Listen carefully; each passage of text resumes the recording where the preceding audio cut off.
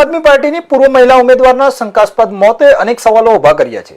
જેતપુર નગરપાલિકાની ચૂંટણીમાં આપમાંથી લડનારી નંદની બોસમિયાનો મૃતદેહ રાજકોટના ગોંડલ ચોકડી નજીક આવેલા એક ફ્લેટમાંથી ગળે ફાંસો ખાધેલી હાલતમાં મળી આવ્યો છે। જોકે મૃતકના પરિવારે આ મામલે ગંભીર આક્ષેપો કરતા તેને આત્મહત્યા નહીં પરંતુ હત્યા ગણાવી છે। પરિવારનો આરોપ છે કે અમારી દીકરી સાથે લિવ ઇન પાર્ટનર તરીકે રહેતા અસલમ હુસેન સમાએ આ નંદનીની હત્યા કરી છે અને સમગ્ર ઘટનાને આપઘાતમાં ખપાવવાનો પ્રયાસ કર્યો છે। હાલ પોલીસે સમગ્ર મામલે તપાસનો ધમધમાટ શરૂ કર્યો છે।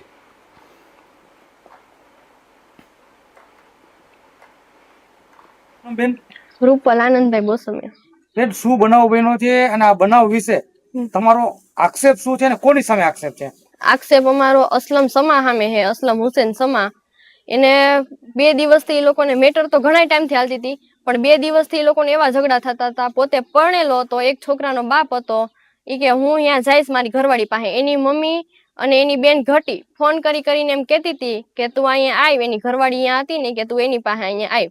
તો મારી બેને એવું કીધું કે હું અહીંયા હું તો તારા મમ્મીને એને અહીંયા બોલાવી લે, તારે અહીંયા નથી જવું। તો કે હું તો અહીંયા જઈશ એમ કરીને એની ઉપર હાથ ઉપાડ્યો અને મૂકીને 2 દિવસથી વહી ગયો। તો પછી કાલે બપોરે 5 વાગ્યા આસપાસ એને બોલાવી કે તું આય, તારી હારે વાત કરવી છે। શાહિદભાઈ કરીને એનો ફોન આવ્યો હતો, શાહિદ કરીને, અને શાહિદ અસલમ સમાના માસીનો છોકરો થાય। એને એમ કીધું કે તમે અહીંયા આવો વાત કરવી। પછી અસલમ પાસે એના માસીના ઘરે વાત કરવા ગઈ, શાહિદનો ફોન આવ્યો હતો એટલે। પછી અહીંયા હું વાત થઈ હું નહીં અમને કાંઈ ખબર જ નથી। એને આવીને ગળા ટૂંકો ખાધેલો હે કે એને મારી નાખેલી હે અમને કાંઈ ખબર નથી। જો એ છોકરો કાંઈ વાક ગુનામાં ન હોય, એને આ કાંઈ કરેલ ન હોય તો ઈ એમ કહે ને કે ક્યાં ગઈ નંદની, ક્યાં ઈ ત્યારથી એનો ફોન બોન બધું બંધ આવે છે, કાંઈ ફોન એનો ચાલુ નથી। અમને એવું લાગે છે કે આને હત્યા થઈ હોય। આ જે તમે કહો કે અસલમ સમા, હા, અસલમ સમા કોણ હતો અને કોને માર્યા અને તે બેના લગ્ન થયા હતા કે શું હતું? ઈ લગ્ન નહોતા થયા, પોતે પરણિત હતો એટલે લિવિંગ રિલેશન મૈત્રી કરાર કરેલા હતા। અને જૂના નંદની આનંદભાઈ બોસમિયા એને મૈત્રી કરાર કરેલા હતા।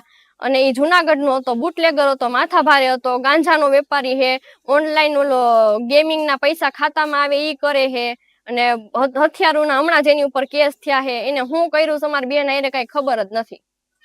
એટલે અગાઉ પણ એની ઉપર કઈ અગાઉ એની ઉપર એની અસલમની ઘરવાળી અને અસલમની ઘરવાળીની મમ્મી એ બે થઈ અને એને મારી હતી। એના વાળ કાપી નાખ્યા હતા, માથામાં છરી મારી દીધી હતી, ને ઢીકેન પાટે ઢોરમાર માર્યો હતો એને। ત્યારે અમે કેસ કર્યો હતો।